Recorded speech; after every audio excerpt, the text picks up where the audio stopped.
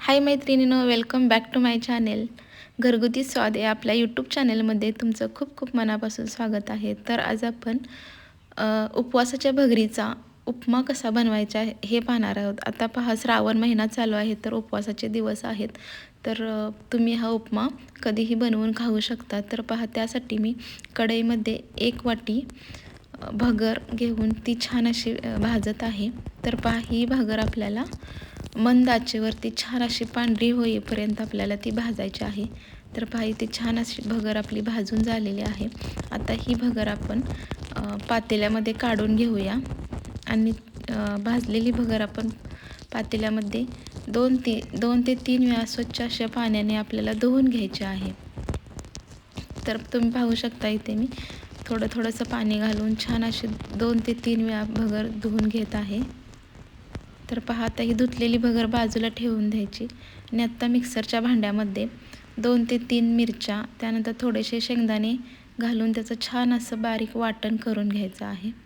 तुम्ही बघू शकता, अशा पद्धतीने वाटण बनवायचं आहे. आता मी कढईमध्ये थोडंसं तेल घालून घेते.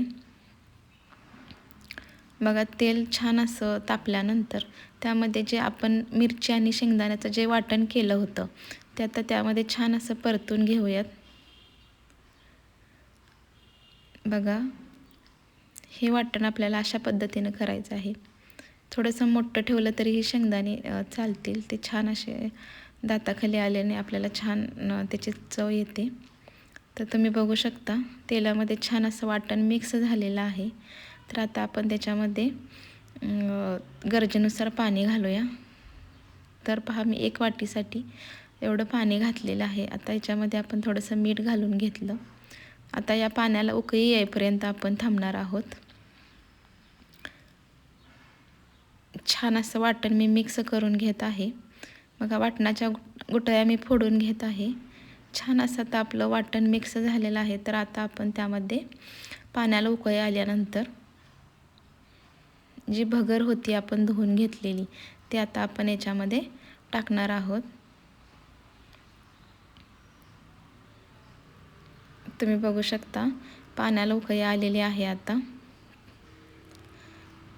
तर आता आपण ही भगर घालून घेऊयात.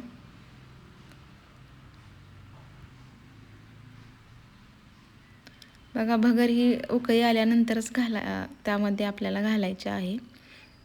आता आपण ही भगर 5 मिनिटे छान अशी मंद आचेवरती शिजवून घेणार आहोत. तुम्ही पाहू शकता, छान अशी भगर शिजलेली आहे. तर आपण फक्त यामध्ये शेंगदाण्याचं कूट आणि मिरची आणि मीठ एवढंच साहित्य घातलेलं आहे. तरीसुद्धा ही भगर खूप टेस्टी लागते. तर फायनली आपली भगर ही तयार झालेली आहे. बघू शकता किती छान असे शिजलेले आहे आणि झटपटसुद्धा होते. तर चला, व्हिडिओ आवडला असेल तर प्लीज चॅनलला सबस्क्राईब करा. थँक्यू.